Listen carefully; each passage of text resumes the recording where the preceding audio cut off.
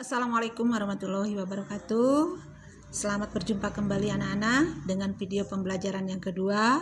Masih sambungan dari video pembelajaran yang pertama tadi.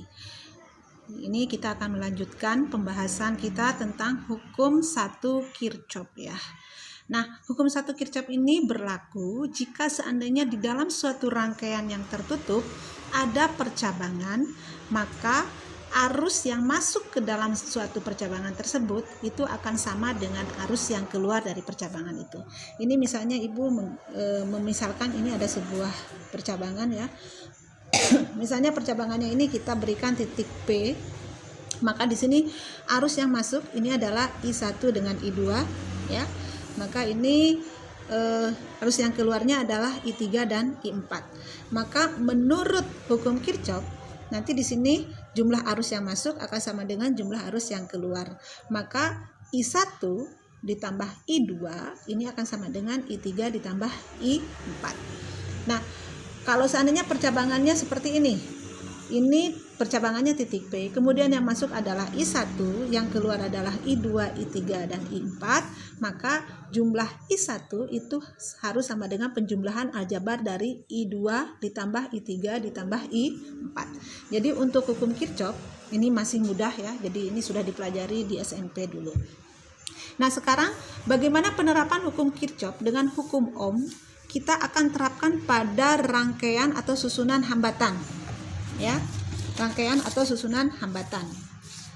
Nah, di sini kita kan kemarin sudah menggambarkan rangkaian seperti ini ya. Jadi di sini ada baterai, kemudian dihubungkan dengan kawat, kemudian di sini ada lampu. Nah, kita akan mengganti simbol R ini dengan seperti ini ya, simbol seperti rumput. Kemudian tegangan kita akan ganti dengan simbol seperti ini, di mana garis yang pendek ini menjelaskan negatif, garis yang panjang menjelaskan positif. Jadi rangkaian ini akan kurang lebih seperti ini nanti gambarnya. Jadi ini positif, ini negatif ya. Jadi nanti rangkaiannya seperti ini. Jadi ini hambatannya. Jadi hambatan kita akan ganti dengan lambang seperti ini. Kemudian tegangan kita akan ganti dengan lambang seperti ini. Nah, sekarang bagaimana jika seandainya hambatan ini di dalam suatu rangkaian ini kita susun seri. Susunan seri ini adalah susunan hambatan yang berjejer. Jadi ini misalnya tegangan ya, ini positif, ini negatif. Arus akan mengalir dari positif ke negatif. Kemudian di sini ada resistor yang kita susun secara seri, R1, R2 dengan R3. Maka arus yang mengalir pada resistor R1, R2 dan R3 itu adalah besarnya sama karena pada susunan seri di sini tidak terjadi percabangan ya. Jadi arus yang mengalir di I1, I2 dengan I3 itu adalah sama. Sehingga pada rangkaian seri di sini berlaku arus sama ya. Jadi I seri sama dengan I1, I2 dengan I3. Nah, kemudian tegangannya di sini. Tegangan di sini ya. Ini akan terbagi menjadi V1, V2, V3. Sehingga di sini V1 ini yang mencatu R1, V2 yang mencatu R2, V3 yang mencatu R3 ya. Jadi ini kalau tegangan serinya ini merupakan penjumlahan dari V1 ditambah V2 ditambah V3. Jadi pada rangkaian seri di sini terjadi adalah pembagian tegangan ya. Jadi PS ini adalah V seri ya. VS ini adalah V seri. Jadi V seri ini adalah merupakan penjumlahan V1, V2 dengan V3 ya. Nah, ini kalau kita ringkas ini nanti R serinya akan seperti ini ya. Kemudian ini tegangan serinya. Nah, sekarang bagaimana dengan penggantinya, RS-nya? Kita lihat untuk RS-nya ya. Untuk RS-nya kita akan mendapatkan hambatan atau resistor yang lebih besar. Ingat dari hukum Ohm kita memperoleh V sama dengan I kali R ya. Nah, karena di sini tegangan dari seri adalah merupakan penjumlahan V1, V2 ditambah V3, maka kalau kita masukkan ini ke hukum Ohm, kita akan mendapatkan IS kali RS, ya kan? Ini sama dengan I1 kali R1 tambah I2 kali R2 ditambah I3 kali R3. karena I-nya sama, ya bisa kita coretkan, maka kita akan memperoleh RS akan sama dengan R1, R2, R3. Nah, ini fungsinya jelas sekali, di sini akan memperbesar hambatan. Kalau hambatan diperbesar, maka akan memperkecil arus, ya. Jadi kalau seandainya di dalam suatu rangkaian nih, arus terlalu besar, ya sudah, kita tinggal sisipkan aja resistor 1, jadi nanti kita akan menghasilkan arus yang lebih kecil. Ya. Nah, kemudian bagaimana hubungan antara tegangan dengan hambatannya? Hubungan tegangan dengan hambatannya sebanding. Karena arusnya sama, jadi kalau V1-nya besar, maka R1-nya juga akan besar. Ya. Jadi V1 berbanding V2 berbanding V3 itu sama dengan R1 berbanding R2 berbanding R3. Jadi perbandingannya sama. Ya. Nah, sekarang bagaimana dengan paralel? Paralel ini disusun seperti ini, ya. Jadi di sini ada tegangan paralel, kemudian ini arus paralel. Nah, karena di sini ada percabangan, ingat, kalau dalam percabangan menurut hukum 1 Kirchhoff itu akan terjadi pembagian arus. Maka arus yang masuk ke dalam percabangan ini akan terbagi menjadi I1, I2, I3. Di mana I1 yang mengalir pada R1, I2 yang mengalir pada R2, dan I3 adalah yang mengalir pada R3. R1, R2, dan R3 itu dicatu oleh tegangan yang sama. Jadi pada konsep paralel di sini terjadi pembagian arus, ya. Jadi jelas arus di sini akan terbagi IP sama dengan I1 ditambah I2 ditambah I3. Kemudian tegangannya sama. Tegangan sama, jadi VP ini akan sama untuk mencatu V1 sama saja dengan V2 sama dengan V3. Ya, jadi ini tegangannya sama untuk ke R1, R2 dengan R3 karena dicatu oleh satu tegangan, ya. Nah, jadi ini kalau diringkas ini nanti akan menjadi hambatan pengganti paralel, ini arus paralel, dan ini adalah tegangan paralel. Bagaimana resistornya? Ya. Nah, kalau resistornya atau hambatannya nanti ini akan dihasilkan hambatan yang lebih kecil. Nah, dari sini kita dapatkan bahwa IP sama dengan I1 ditambah I2 ditambah I3, ya kan?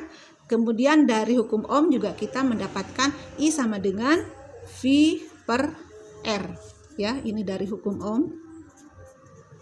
Kalau kita masukkan ke sini, PP per RP akan sama dengan V1 per R1 ditambah V2 per R2 ditambah V3 per R3, ya. Jadi nanti kita akan mendapatkan, karena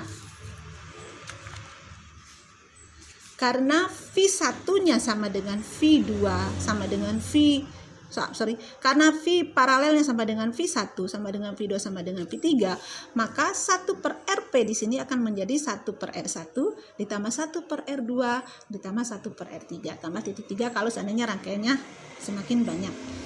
Jadi di sini kelihatan nih fungsi dari susunan paralel ini, kita akan mendapatkan fungsinya adalah untuk memperkecil hambatan. Kalau hambatannya kecil, jelas dia akan memperbesar arus, ya. Jadi kalau misalnya arus terlalu kecil nih, kita menginginkan arus yang lebih besar, maka kita bisa menambahkan hambatan atau resistor yang disusun secara paralel. Nah, bagaimana hubungan antara kuat arus dengan hambatannya? Kuat arus yang mengalir melalui hambatan ini akan berbanding terbalik dengan hambatannya. Karena tadi tegangannya sama, maka I1 berbanding I2 berbanding I3 ini akan sama dengan perbandingan 1 per R1 berbanding 1 per R2 berbanding 1 per R3, ya. Nah, sekarang ini untuk perhitungan yang gampang. Jika ada dua resistor yang disusun paralel, maka tinggal perhitungan yang mudah saja, ya. Tinggal RP sama dengan R1 kali R2 plus R1 RP sama dengan R1 kali R2 per R1 ditambah R2, ya. Ini perhitungan matematika yang sudah biasa kalian hitung. Kemudian bagaimana nih jika seandainya ada sejumlah N resistor yang disusun paralel? Karena tadi paralel fungsinya untuk memperkecil, ini maka mudah saja menghitungnya, tinggal RP sama dengan R per N. Sedangkan jika disusun seri, maka RS sama dengan N kali R. Jadi di sini untuk memperbesar hambatan, ya, memperbesar hambatan, memperkecil arus, memperkecil hambatan, memperbesar arus. Awas jangan kebalik, ya. Jadi Ibu ulangi lagi. Konsep untuk seri Konsep untuk seri, ya. Ingat, pada seri ada pembagian tegangan, arus sama, ya. Kemudian fungsinya untuk memperbesar nilai resistor, ya. Kemudian hubungan antara tegangan dengan hambatannya adalah sebanding. Sedangkan untuk paralel, di sini terjadi pembagian arus, tegangannya sama, kemudian resistor yang dihasilkan ini adalah lebih kecil, ya, lebih kecil. Jadi fungsinya untuk memperkecil hambatan sehingga kita akan memperoleh arus yang lebih besar. Nah, bagaimana perbandingan antara kuat arus dengan hambatannya? Jadi berbanding terbalik. Jadi I1 berbanding I2 dengan berbanding I3. Ini sama dengan 1/R1 berbanding 1/R2 berbanding 1/R3. Ya, jadi itu adalah ringkasan untuk pembelajaran kita yang kedua. Ibu rasa masih mudah, tidak ada kesulitan.